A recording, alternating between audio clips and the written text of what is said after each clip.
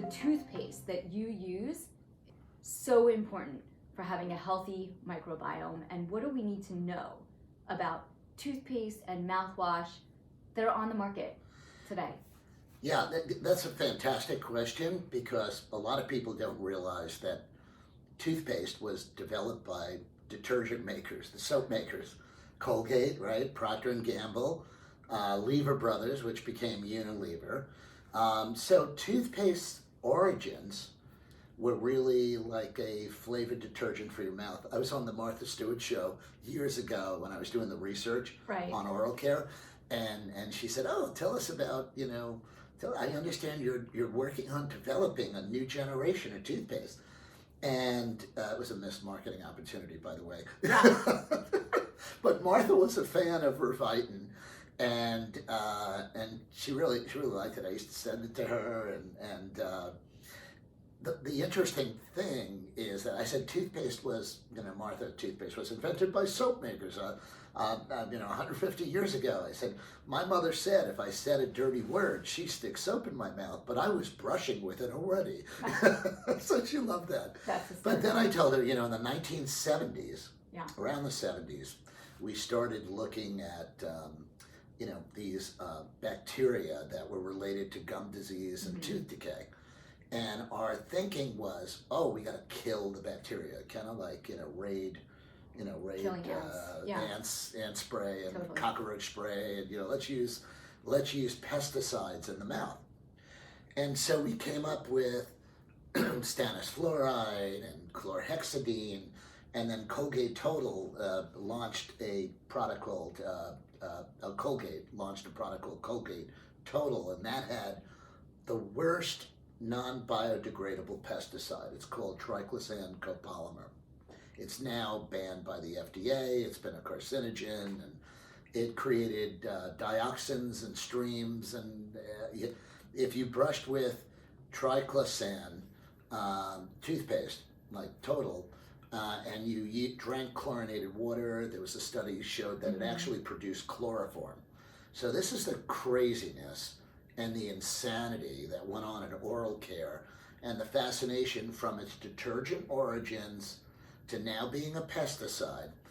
And so way back then, I turned to Martha and I said, Martha, it's time for doctors to get out of the pesticide business.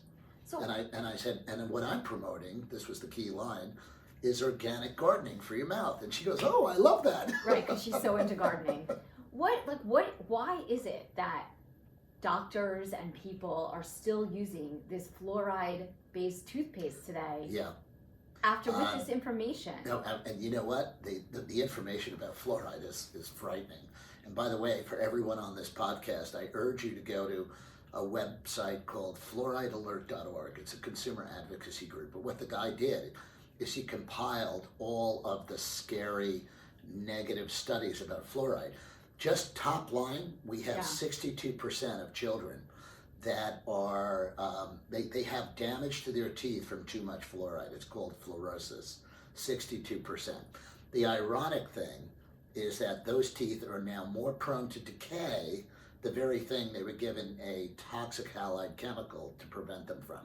So the whole fluoride story, we could do a whole podcast on that. Well, I feel like we've been brainwashed by this idea that we need to have fluoride to have healthy teeth. And dental students and dental hygienists and young dentists are still brainwashed. Yeah. They think like it's like it's a staple. Like, oh, you gotta have fluoride. You can get fluoride from broccoli. Right. And it's not that fluorine. By the way, fluoride is a made-up word.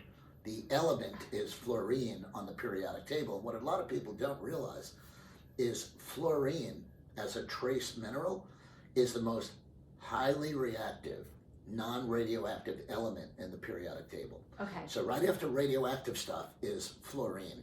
It's very highly negatively charged. Now, what's the significance of that? The significance is when you put some form of fluoride, and by the way, our water supply has hydrofluorosilicic acid, a toxic waste chemical. They have to wear hazmat suits to dump this crap in the New York City water supply. So where did the idea for dentists start to use this on our teeth? Like, where does that come from? That's another great question. You're a great interviewer.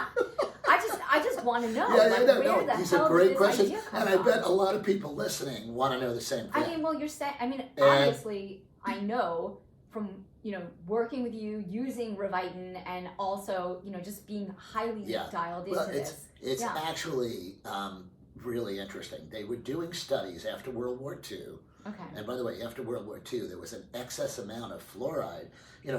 Fluorine was a byproduct of making short-range bombs. Okay. I mean, there's three industries that produce fluoride. There is the phosphate fertilizer industry. Okay. Okay, can you say Monsanto? Monsanto. There is the aluminum manufacturing industry. Can you say Alcoa? Yeah. And okay. there is, it's also made from uranium enrichment. Can you say the Department of Defense? So you have all of this, fluorine, excess fluoride, and Right. a lot of it is a chemical called hydrofluorosilicic acid. And the history was they tried to dump it in the ground, and it killed, everything. It kills Okay. everything. It killed livestock and plants and everything. And at the same time, and I'm not trying to connect these, and I'm not trying to be a conspiracy theorist or anything like that. After World War II, Yeah. they were doing studies in Grand Rapids, Michigan. It's called the Mm-hmm. Grand Rapids Studies. And they showed that if you introduce fluoride or fluorine, which they called sodium fluoride, Right. that it caused teeth and bones Okay. very rapidly to remineralize, or what they thought was a remineralization.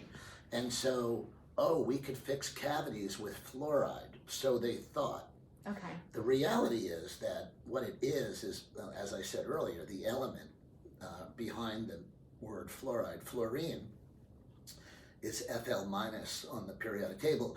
It kicks out the hydroxy element of teeth and bones. So our teeth and bones made of the same thing. Our teeth are denser than our bones. Okay. And so hydroxyapatite is the mineral that makes up our teeth and bones. They're even trying to do hydroxyapatite in toothpaste now and all this stuff.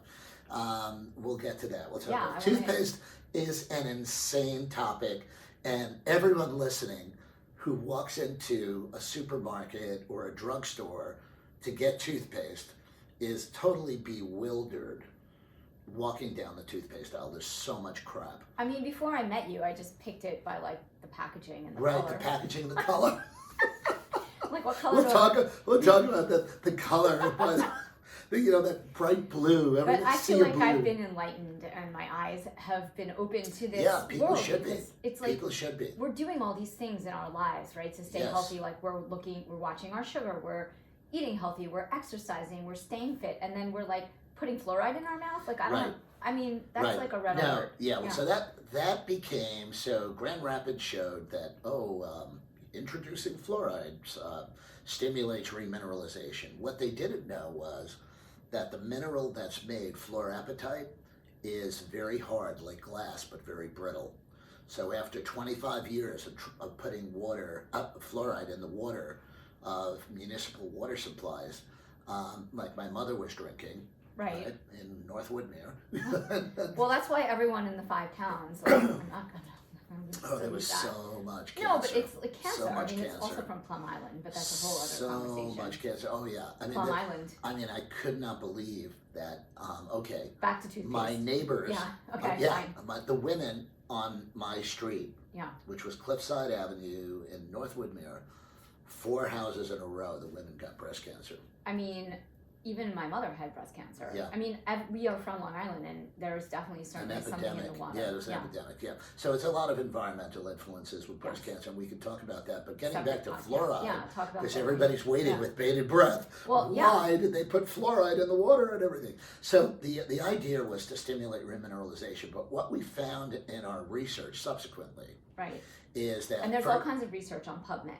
Oh yeah. Okay, this so is for anyone all listening to this, like documented. Gerry is one of the most knowledgeable experts and people in this industry that you will ever meet. However, if you need more facts, you can go to PubMed. Yes. But actually, even so, this fluoride alert of FLUORIDE alert.org, is a consumer advocacy group. There are over 60 studies that children who drink fluoridated water have lower IQ. 60. That's very alarming. It is terrible, terrible for kidney function. So there's a lot of actually young adults. I had a 24-year-old who's in kidney failure, and his teeth are all spotted with white dots on his teeth. Teeth are kind of yellow with white, they call it white spots on your teeth. That's fluorosis. So why are dentists still using this? Because it's drilled into them that it's great for preventative dentistry. You know, the insurance companies pay for you to get a fluoride treatment.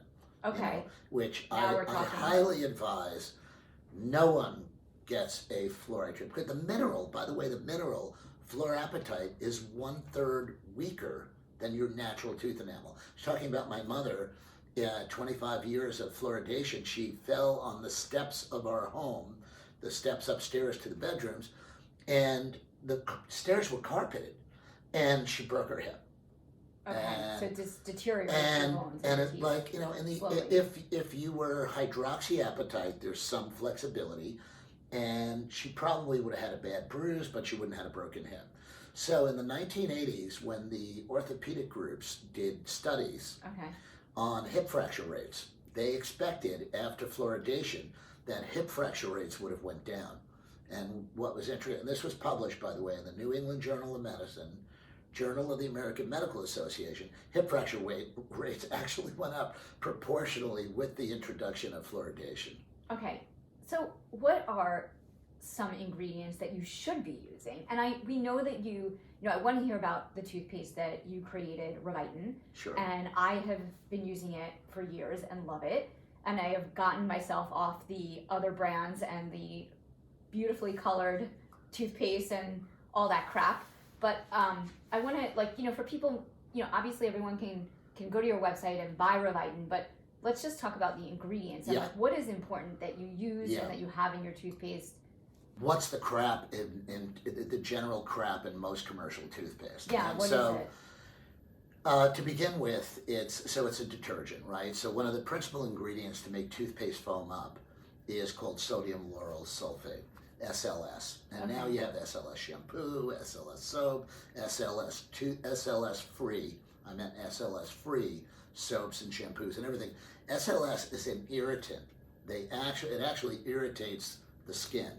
And dermatological companies would use sodium lauryl sulfate to irritate the skin to test new creams and new skincare products. So it was in toothpaste because toothpaste was a detergent by background.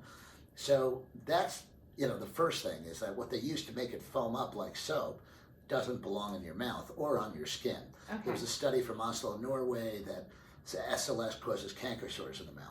So they came up with canker sore formula, and all they did was take the SLS out. Okay. Let's talk about some other things. You said, "Oh, I love the bright blue and da da da da." And That's red made from and green. right, all those colors. The stripes. So those are colors. Like the bright blue one, which is probably the most common in oral care, is made from coal tar, and it's a carcinogen. Nice. Okay, so that's one.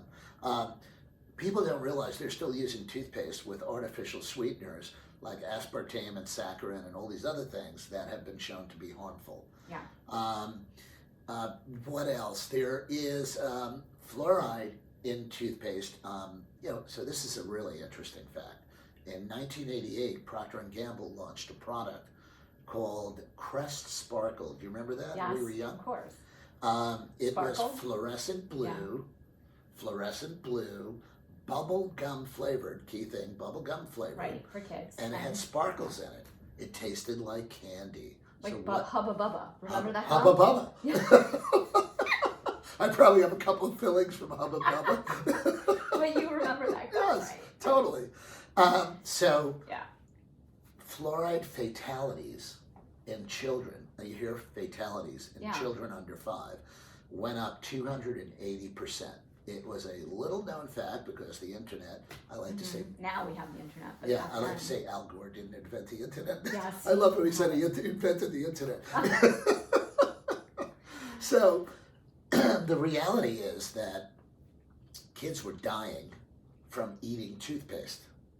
And it took 10 years but the FDA in 1998 mandated that any toothpaste with sodium fluoride have a poison warning on it, and it says keep out of reach of children, I mean, like skull and crossbones. What? Keep out of reach of children. If more than a pea-sized amount is swallowed, contact poison control right away. And I had parents in my practice in New York saying, "Hey, Dr. Gerry, why is there a poison warning on toothpaste? yeah. Kids are sticking it in their mouth. We're all sticking it inside us." So, like, let's just draw a parallel between toothpaste and cigarettes, because Right. cigarettes were very popular and everyone smoked them, and there was a warning that you could die if you smoked them, but people continued to smoke them. So I feel like it sounds a lot like toothpaste. Well, yeah, and it seems Maybe like I'm wrong. it seems like, well, who swallows and toothpaste some people anyway? still smoke, and I'm not judging you, but you should quit. No, I loved the American tobacco companies behaved kind of like the way the American Dental Association is behaving now, and saying that like amalgam fillings are safe, which are 52% mercury and stuff like that. Right. But they're also very staunchly pro fluoride. I do believe. And I've done a lot of research, Yeah. I have a clinical research wing at NYU's dental school named after me, so I'm Okay. very committed to research, sound evidence-based research. And even other research scientists I know at NYU and elsewhere are all like rolling their eyes, because the data that comes out about fluoride is like, oops, maybe this wasn't as good as we thought. Oops, maybe it's time to kind of take it out. So when did you realize this? You've been practicing. When did you start practicing, and when did you realize this and then move forward in the direction of launching your own toothpaste? And Yes, products? it's really interesting. I was selected when I was in dental school. I was selected as one of the 2 student representatives for Oral-B, which sold toothbrushes and fluoride products. Right. And they had all these fluoride products, and I'd go around and there was all these fluoride gels, and kids that swallowed fluoride would throw up. It's one of the biggest, and there is something in there as an emetic, meaning like to get it out of your system, throw it out. The problem with, by the way, going back to Crest Sparkle, is that they would eat it too fast, and so Okay. they would get a lethal dose. So there's enough fluoride in a full-size tube of Crest Sparkle that would be fatal to 2 children under 5. So, I mean, I just can't imagine, like my 5-year-old grandson, but swallowing toothpaste, and then, God forbid, my daughter going in the bathroom and seeing him on the floor. Right. That's what was happening. Yeah. And people don't know that. And it was a very kind of silent, oh, okay, we'll put the poison warning on. Mm-hmm. And, but the reality is that I knew this was bad when I came out of dental school in 1983. Mhm. I like to tell everybody I was 10 years old. Right. Of course, like Doogie Howser. I was Doogie Howser. Copy that. I was Gerry Howser. Yeah. Wait, that was the show, right? Doogie Howser? Doogie Howser was great. Wait, great there was another kid. show with like... I think there are probably kids that are better doctors than grown-up doctors. Yeah. I mean, if you pay attention and read the labels, like, yeah. Yeah. If you read the label, and by the Yeah. way, everyone should share this podcast with all of their friends who care about their mouths and their kids and their teeth and everything I think else. people, honestly, like, I think people hesitate and they're nervous because, like, they are just brainwashed by this idea that, Yes, it's a whole psychology called group thinking. yeah, And I just heard the guy who invented the mRNA vaccine, Robert Malone, okay, he just did a podcast on talking about why scientists right now, why doctors don't go outside the box and don't look behind the curtain, like in The Wizard of Oz, look behind Yeah, the curtain, totally. They need your dog to pull the curtain back. oh, that dog is so bad, I couldn't believe that. Everybody, God, I'll look, tell look, the whole world that my dog. look even though at I Marty put it on the Instagram- Move's Instagram of her dog today getting into the garbage. Yeah, he basically took out the entire garbage pail and is featured eating some Pringles. Which, by the way, they're not mine. Okay, I was just gonna say. No, that's we not, have a 14-year-old. what kind of and there's only athlete so are much you? can do. You can't take away Right. the things they like, or it causes problems. As my wife always told me, choose your battles. Choose your battles. That's not one. Like, So the interesting thing is Yeah. that you're talking about fluoride like brainwashing. the group No, thinking. it is drilled into dental students, like the first year of dental school. Like fluoride is the savior. By the way, a little known fact: there are fluoridated communities that have higher rates of decay than non-fluoridated. Like New Hampshire, by the way, Yeah. per capita has the lowest decay rates in the country, called the DMF, decayed, missing, and filled teeth. Okay. And we're seeing just a lot of issues. How are you getting the message out there? Because So- yeah. So I mean, I actually have consumers. Yeah. I have patients that pick up the toothpaste and go, "Is there fluoride in here? Is there fluoride in here?" And I said, "Oh, good heavens, no." And they go, "What?" And I said, "Fluoride, but first of all, even the mineral that fluoride makes, forget the toxicity of the chemical. Right. Forget that the chemical is a poison. Okay. And it's a very volatile, what we call a halide, HALIDE, halide chemical. Even if it wasn't toxic, the mineral that converts your teeth and bones from hydroxyapatite to fluorapatite, fluorapatite is very hard and it's very brittle. By the way, fluoridated teeth makes it very difficult for dentists to find decay, because the enamel is so hard that it even prevents the dental x-rays Okay. from being able to see underneath. So we get a lot of patients with these pinhole cavities in the enamel, which has been fluoridated, and then we call it a fluoride bomb because the dentin is organic. So you get a giant cavity under the enamel, and a lot of dentists are like, "Wow, this is so weird. It's like an upside down mushroom, that big giant, what's the big ones? Portobello mushroom." Yes, Under, portobello. That's so you have the awful. stem, and then you got this giant big Because amount it's of hidden decay. by the teeth. Right, that and are- then so what happens is, they go to their dentist, dentist takes x-rays, they check, and they're like, everything's great, and then at some point, by the way, mask wear kind of exploded the amount of decay and, Yeah, I'm sure. and gum disease that we see. And just like people not going to the dentist during the pandemic. Well, that's another problem. that was when people didn't get maintenance and cleanings and things. And then the second part is wearing a mask increased carbon dioxide levels in the mouth, so it threw off the pH in the mouth, and it made it more acidic. And there was a condition called mask mouth. These people got a lot of cavities at the gum line, at the gum lines of their teeth, and they got advanced periodontal disease, all because of mask mandates where they were wearing them all the time. And I had people wearing 2 and 3 masks. They were Oh so my God. freaked out. They Right. were like, Well, I'm yes. like, why don't you walk around in a hazmat suit? Well, so we have now established that fluoride is awful. So what's the solution? I mean, for people to use. That's an excellent, super excellent question. And that's the magic question.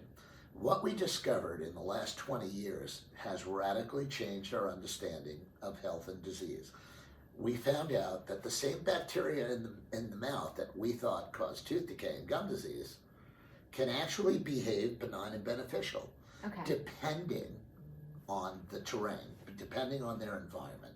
Okay. And that environment is affected by a number of different things. pH, which I was just mentioning, whether or not you're trying to kill it, which is, a lot of toothpaste and all, or eradicate it, or desiccate it. So the oral microbiome is 6 to 10 billion microbes in your mouth, and they basically keep you alive. That when we started to understand the relationship we have of our human cells to our microbes, it really redefined what it meant to be human. And that affects everything. It affects your brain, it affects your mouth, it affects your gut, we knew that. It affects your skin, it affects your hair, it affects your performance. Okay. It affects how good an athlete you can become. Right.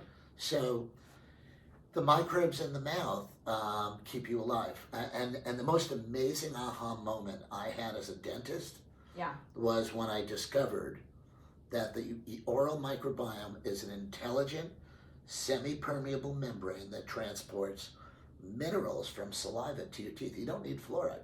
Okay. What you need is a healthy, balanced microbiome, because then minerals from saliva, like calcium and phosphorus, get transported by the microbes to your teeth for your teeth to remineralize. And I always get asked the question, can your teeth heal? Yeah, well, that's a big question right now for me too. Yeah, and the answer is yes and no. Your teeth can heal when the demineralization or the incipient decay is in enamel. Right. But when it goes past the enamel, right, there's three parts of the tooth, the enamel, the dentin, and then the pulp, Okay. which is the middle part. Okay. And when it just gets to the margin of the dentin, just that part and up, your teeth can remineralize. But if it gets into the dentin, that's an organic part of the tooth, and that doesn't remineralize. So Okay. you need mechanical removal of decay. Okay. So now we're, talking about the oral microbiome and, what are the things that we can do to keep it healthy without using fluoride. Talk to me a little bit about the ingredients that people should be using to keep their teeth healthy and their oral microbiome healthy, and maybe share a little bit about the toothpaste that you created, Revitin. Right, and one of the biggest things that I learned in all the research I did, and I did over 20 years of research in oral care, and on the oral microbiome in particular. And my mentor, who I'm deeply indebted to my entire life, is Dr. Stephen Moss, who was my mentor at NYU, and he also taught me about the oral microbiome. So around 2002, 2003, he had a company that used to distribute funds from major companies for studies, international studies. And his company, Health Education Enterprises, actually gave money to, all over the world, to universities to do studies on how to kill plaque, because we believed at the time, this is prior to the Human Microbiome Project, that plaque is the problem. We got to kill plaque. Listerine, kill germs on contact. Colgate, kill germs 24 hours a day. And what came back, and especially Colgate was interested in how do we kill plaque, what came back was that you don't want to kill it. What you want to do is make it healthy. Yeah. Because we have this important symbiotic relationship between man and microbe that keeps us alive.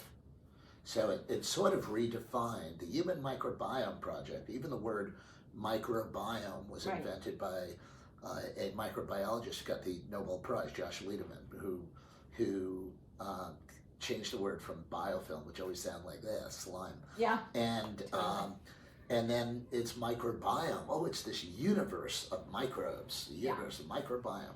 And so you hear everybody throwing this microbiome word around these days. The microbiome. They don't even know what the heck it is.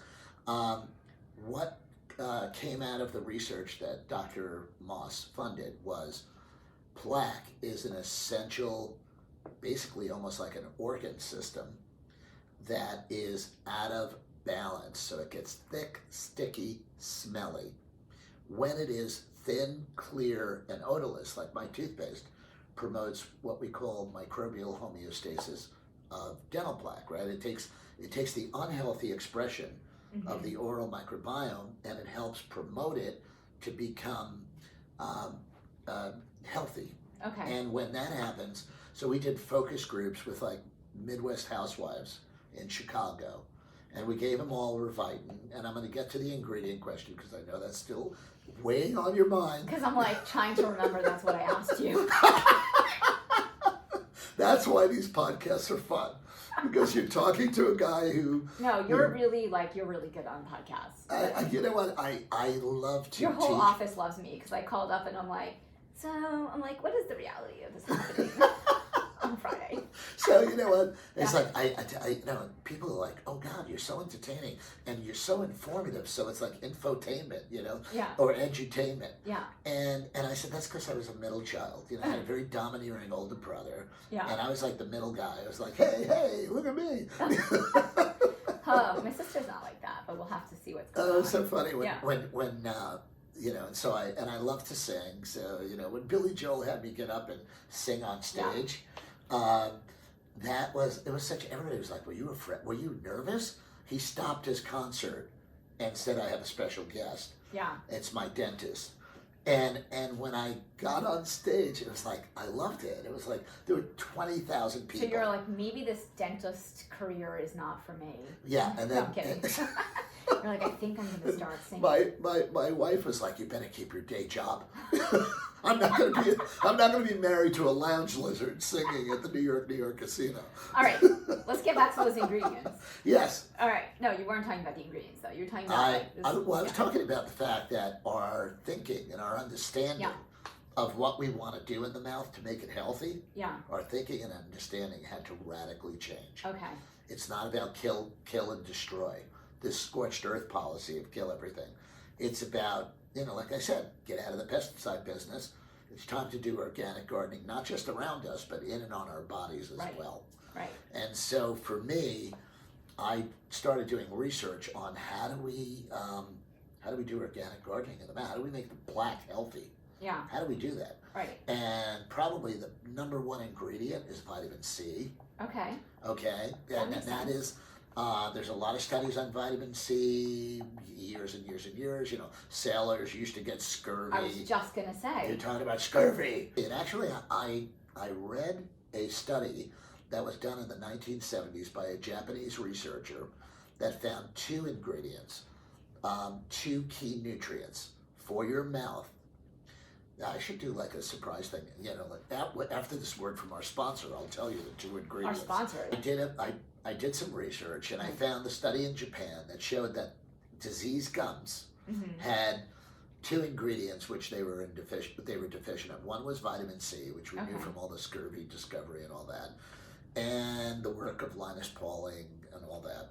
Really, really big. And there was another guy by the name of Emmanuel Cheraskin. He was a dentist and a medical doctor. I think he was a dentist and a medical doctor. He did so much amazing work on the benefits of vitamin C for your mouth. Okay. And really good. But the other ingredient, which was little known, you know, in the 70s, it was isolated at the University of Wisconsin, discovered at the University of Wisconsin, 1957, the year I was born. There were a number of discoveries. The signs It was a are all lifetime there. with all the signs. And it's called coenzyme Q10.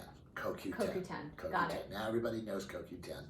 CoQ10, our body manufactures it up to a certain age. And when you hit your 30s, the levels of CoQ10 in your body start to diminish. Right. So you kind of peak in the 30s, the body's ability to make it, and then it diminishes. So CoQ10 is a cofactor in the manufacturing of ATP, the energy, the gas in the tank. And all the athletes know what ATP is. ATP, the gas in the tank for every cell in your body. If you're a runner, you need ATP to run. If you're a swimmer, you need it to swim. If you're a biker, you need it to bike. Right. The number one prescription in Japan, even though it's a nutrient, for congestive heart failure, where your heart is failing, is number one treatment with CoQ10 is congestive heart failure, because the more the energy need, right, your heart is pumping all the time, it uses a lot of ATP. Skin uses a lot of ATP.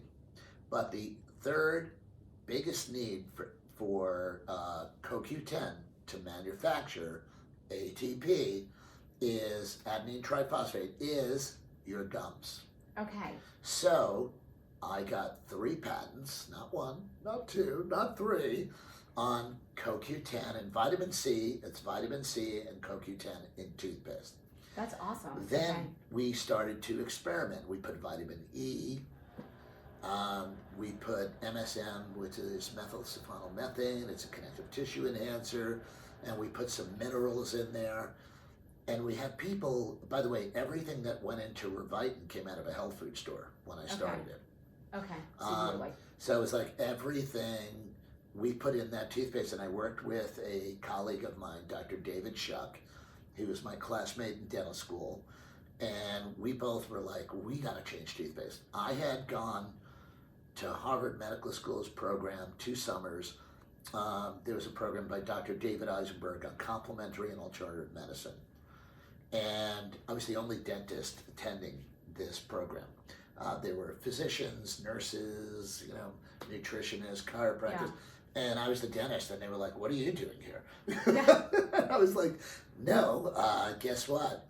The mouth is connected to the rest of the body, Well, that's something, this is something that, as we don't, I don't know if everybody knows this. I feel like I know it because I've worked with you and have learned this from you.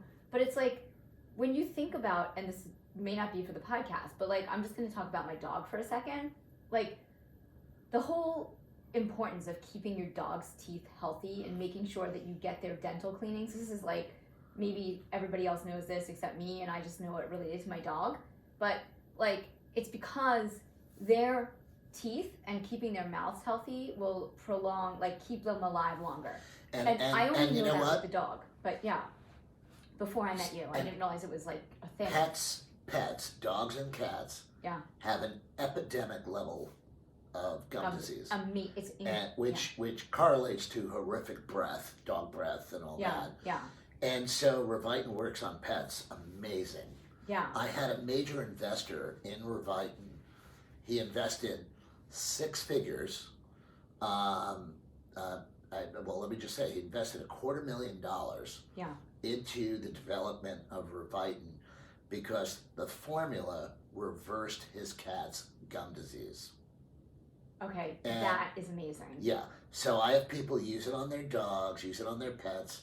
And it's safe for kids and humans, of course. My grandson, from when his first tooth came in, was using Revitin and swallowing it because it could be, it's a dietary supplement. There's nothing in there that's bad for you. No, absolutely nothing. No. So that's why I always like when I speak to other doctors and I talk about it, I'm like, by the way, if you took this small amount of toothpaste that's on my finger and swallowed it, you'd have to call poison control if you were one of the commercial brands. But for me, it's just a dietary supplement. It helps to restore and rebalance the microbiome in the mouth.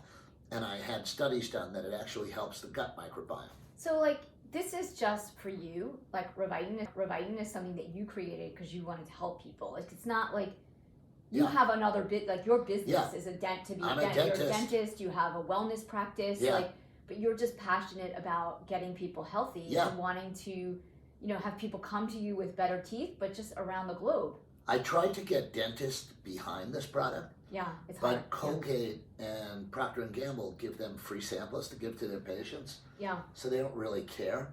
Right. And the patient's like, oh, my dentist gave me Colgate and Crest and da-da-da. And they don't get it. There are biologically minded dentists, holistic dentists that are concerned about what their patients are using more. Mm-hmm. And so they go deeper, but they are equally distracted by the other crap natural toothpaste. There is charcoal. Yeah. I'd love to talk about xylitol. Xylitol is a sugar alcohol sweetener. I called it the sugar alcohols were like the new methadone for the sugar industry. Oh my God. Okay. So like you have methadone for heroin. Yeah. I think it was Eric Clapton who said, the most addictive drug he ever had wasn't heroin, wasn't cocaine, it was sugar. Sugar. Well, there we are all know about that. More into so sugar is highly addictive, and we're always looking for sugar alternatives. And what's interesting is, like, even the sugar industry, they buy they buy the companies that make the sugar alternatives, right? Because then it helps. But xylitol is a really interesting, an amazing marketing project. Yeah. Xylitol was invented by a DuPont subsidiary, Danisca, in Europe, and they took xylan which is xylitol. It's a sugar alcohol, so it is a sweetener and it has no calories. And so they were like, oh, no calories, but then they did these studies. Xylitol is in Xylan, Xyclear, Xyl. Okay.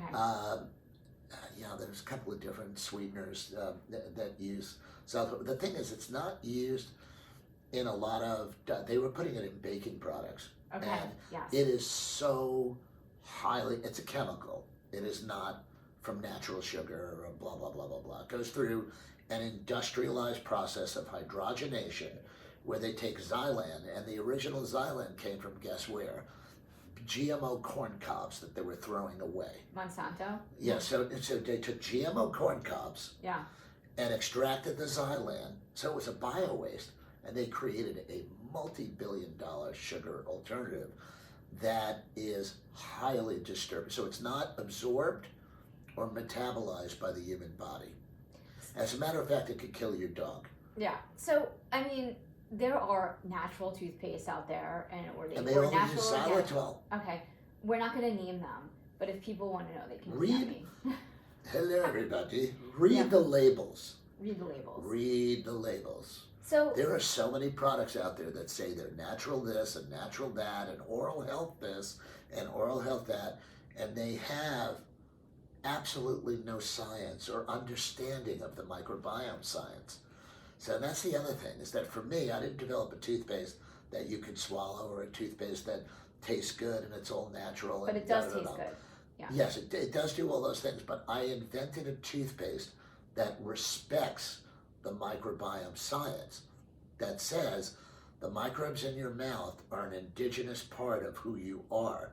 They're as unique as your thumbprint. So your oral microbiome and my oral microbiome may be similar, but there are distinct differences as unique as our DNA. The other thing it says is that you don't want to kill it.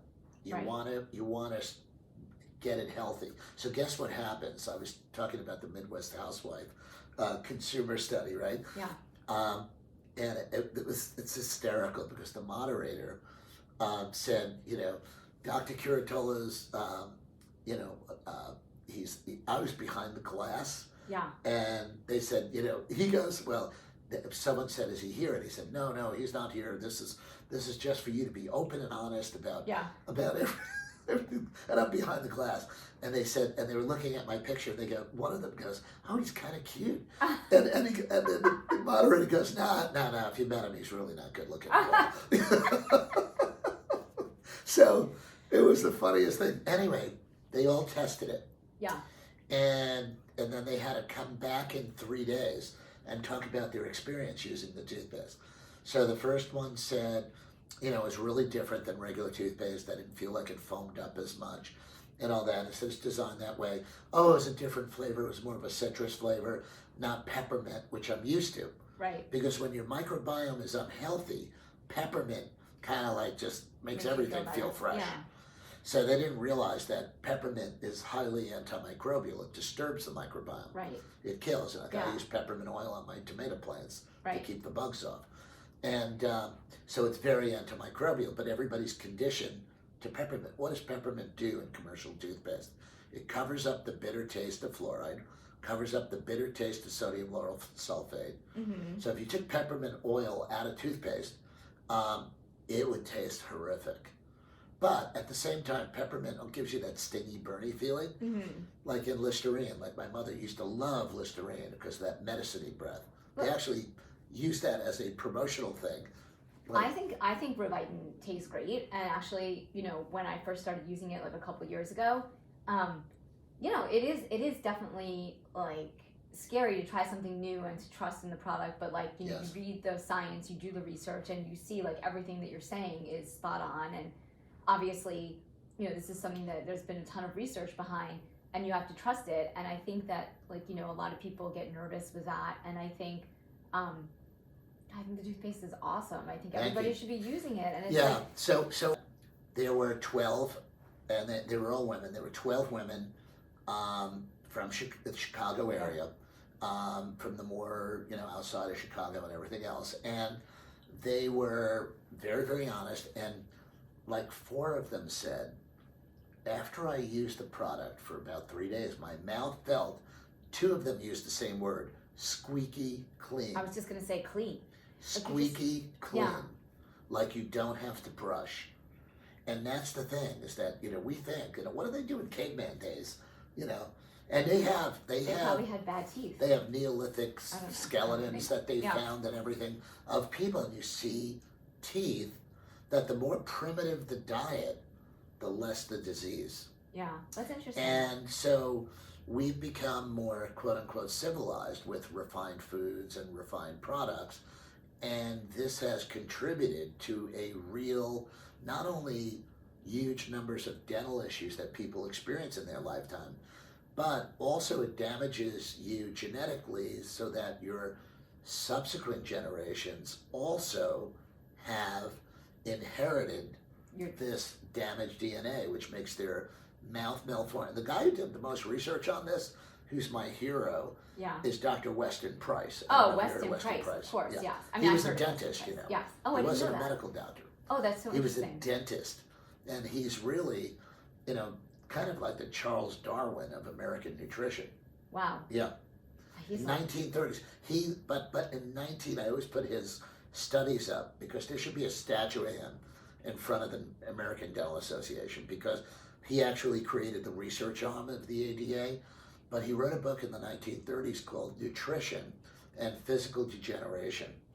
And it was the most fascinating book. I read it when I did the Harvard program. It was one of the books I read, and it changed my life, because I was like, this is the 1930s. He did anthropological studies showing that the more civilized diets are directly proportional to the increase of dental disease, and not just dental disease, but dental malformations. And he postulated about epigenetic effects of that. So the effects of that disease transcending future generations because of genetic damage, epigenetic expression in subsequent generations. That's so interesting. Very interesting. I didn't realize that, because I always, you inherit, your teeth from your family. Did your mother have good teeth? Did your father have good teeth? Is that why your teeth are good or bad? And what is the story behind that? Right, so and I would see these guys, these guys that grew up in Kansas, and they had teeth like a horse, and I'm like, no dental disease, great wide jaws, and everything else. And that's because they came, it was farm to table. Right. They grew up on a farm, farm to table, And so they didn't inherit a lot of the bad nutrition and all the bad crap that many other people in more urban centers had. So it was really fascinating. It's interesting, it's we're talking about toothpaste, but it's also about your diet and Correct. The foods that you eat, and a lot of, having a healthy oral microbiome comes down to what you're eating. Are you eating processed foods? All of that. And I was just giving a talk to a group of doctors the other night, and I was talking about in my book. I guess now's the time to show the book. Yeah, also just in your book, The Mouth-Body Connection, you talk about this. Yeah, and I talk about 4 cornerstones of oral health. Actually, I'm rewriting this because there's a 5th one that has emerged that is really important. So your airway, breathing, obstructive sleep apnea. That's a big thing. But the 4 cornerstones in the book, Marnie, are the first is the oral care products. So getting the junk out of your medicine cabinet. No banging the book. No banging the book? No. Okay, I'm gonna put the book down. Put the book down. I'll just fix that. Okay, we're gonna keep the video. I know. Except for the I'm thing. so Italian. I have to touch I know, you're stuff. touching it, you're moving the wire. I'm sitting over here, I'm so Jewish, I'm freaking out. I'm having a panic attack because you're gonna knock the equipment over in 10 minutes. Totally. All right, back to the 4 cornerstones of oral health. Yeah. The first is eliminating harmful oral care products, detergent-based products, alcohol-based mouthwash, chemicals in products. We were talking about Xylitol and the whole story behind Xylitol. Yeah. And it is really, and the junk research that went into Xylitol. Yeah. A lot of junk research from Scandinavia, Finland, I think. They were Finnish studies on Xylitol kills bacteria kills the bacteria that cause tooth decay, kills strep mutans bacteria. Yeah. So they were looking at it as another pesticide. Mm-hmm. And the reality is we got to get out of the pesticide business. Yeah. Whether it's xylitol, fluoride, sodium lauryl sulfate, chemicals like triclosan, chlorhexidine, all of this crap is not good for you, not good for your mouth. What's the second cornerstone? Nutrition. Yeah. And I call it AAA nutrition. Alkalizing, meaning neutralizing the pH. Antioxidant rich. Yeah. Okay, your mouth burns. Yeah. Your mouth burns tons of antioxidants. Even like people like doing the home whitening products. Yeah. Oh. That's peroxide, so it just oxidation, like, the same process that rusts your wrought iron furniture. Yeah. So I always talk about antioxidants. That's why I made Revitin so antioxidant rich. Okay. So and then the third one is anti-inflammatory. Like people have inflammatory triggers. Mm-hmm. Like you were saying, dairy. And yeah, I gluten can't eat and dairy all this stuff. gluten. But even corn can be a trigger and everything. So you really want to have a diet that's alkalizing, antioxidant rich, anti-inflammatory. I call it AAA. Okay, I like that. AAA. No relation to the car service. Right, Okay? they're not coming to help you if you run out of gas in Manhattan near Jerry's office. It's not AAA, Yeah. what but I thought it was easy to remember. AAA Yeah, no, that's nutrition. good. I like that. But the next two are really fascinating. Okay. Another cornerstone of oral health is exercise. Okay. Healthy Everyone here exercise. listening to this podcast is definitely checking that off Yeah, on the list. Yeah. Exercise. Yeah. But why exercise? Because when you exercise, it improves circulatory function, right? So you clean out the junk. So it Mhm. helps eliminate waste Okay. because you improve circulatory performance and immune system competence. That's another one. Okay. The other thing, So exercise is good for your oral microbiome. That Yes. is one of the four right, pillars. and Yeah. so what I wanted to say is, it helps produce short chain fatty acids, and short chain fatty acids are really good for you. They're antioxidants, and they have an anti-inflammatory property. So exercise is really important, not just for the fitness of your body, but fitness of your mouth. Awesome. And or is there one fitness more? of your smile. Yes, the fourth one. You Yeah, ready? what's the fourth one? Yeah. Managing stress. Managing stress. All right. That really. So, stress causes your saliva flow to decrease, increasing cavities and tooth decay. Stress causes some people grind their teeth, they get TMJ, they clenching and all this. This stress does a lot of things because stress is when your autonomic nervous system, your ANS, there's two parts. You're either in sympathetic mode, which is often called fight or flight.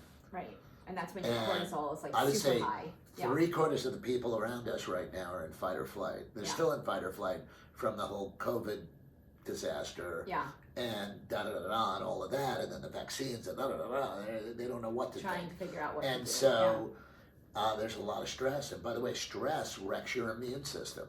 Right. Stress causes a lot of imbalances in the mouth that are very damaging. And by the way, the microbes in your mouth help regulate your immune system.